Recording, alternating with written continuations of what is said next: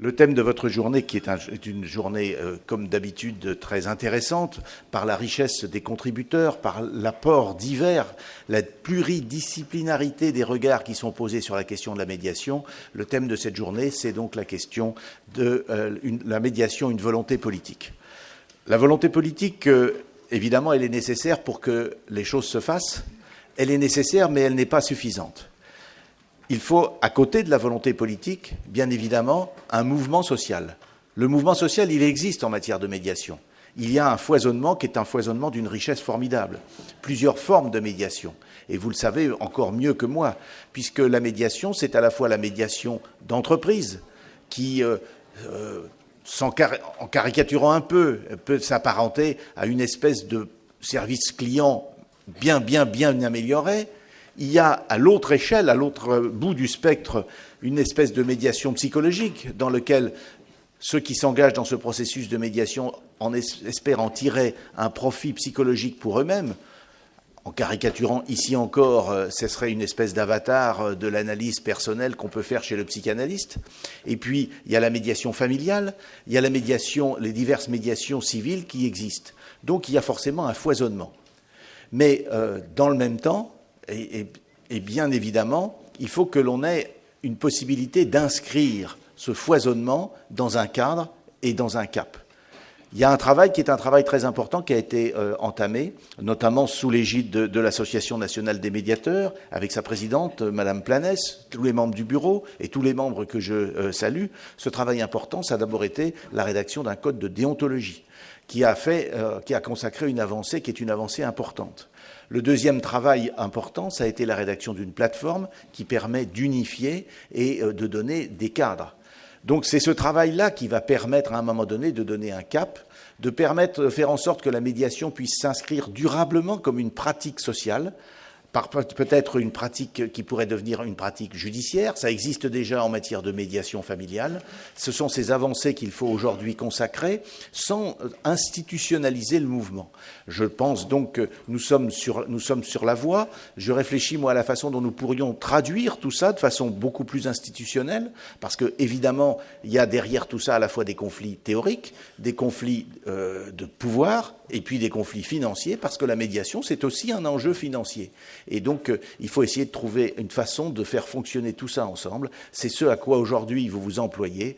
Eh bien, en conséquence, je vous souhaite bon courage, bonne chance, et j'espère que vos travaux déboucheront et permettront de faire de cette volonté sociale, d'apaisement des conflits, grâce à la volonté politique, une réalité qui s'inscrira dans notre paysage de demain. Merci à tous, bonne journée.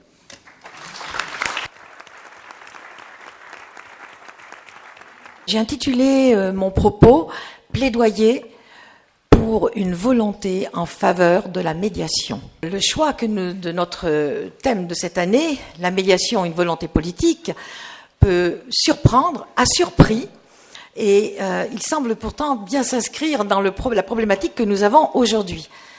Nous sommes à un niveau de société arrivés à un glissement vers une nécessaire culture passer de la culture de l'affrontement vers une culture de la coexistence.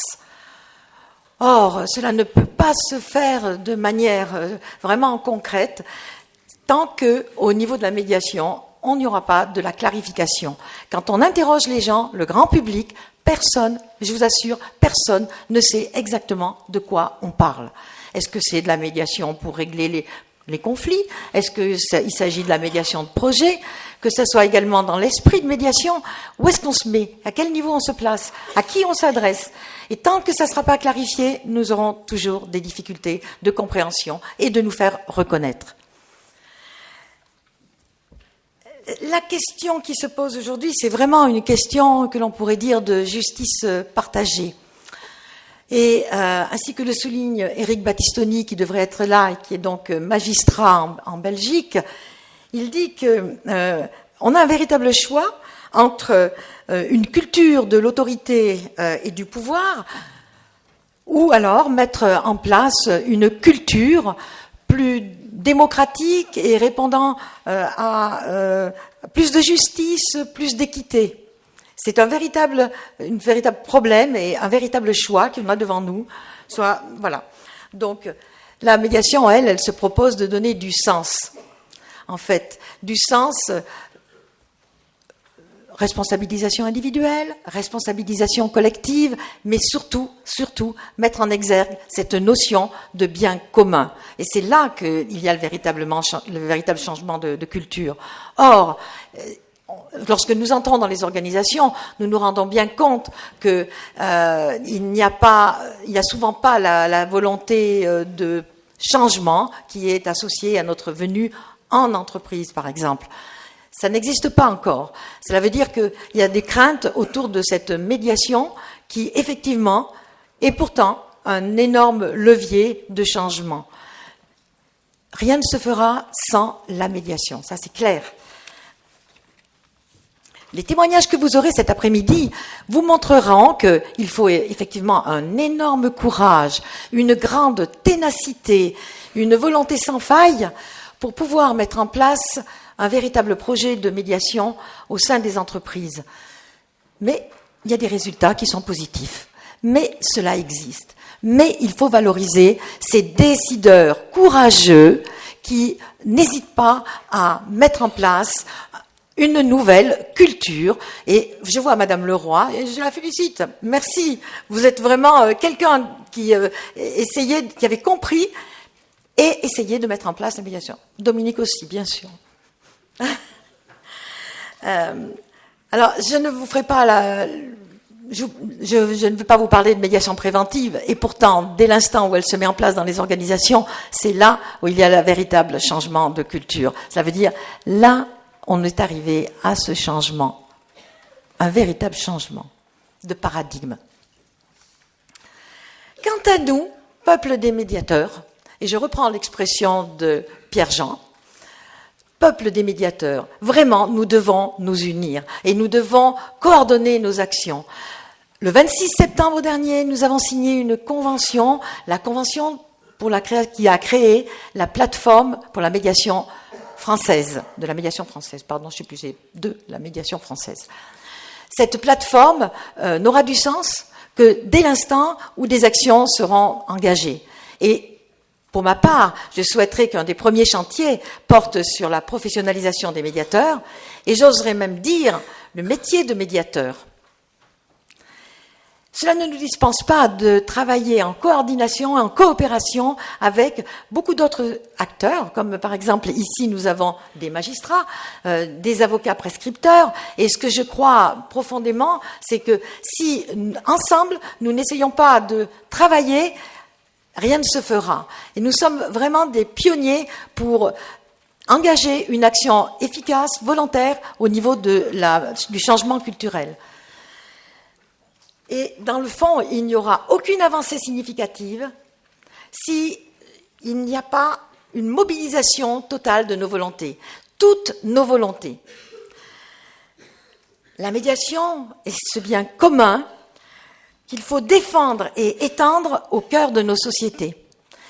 L'ANM le fait depuis sa création. Nous fêterons nos 20 ans l'année prochaine.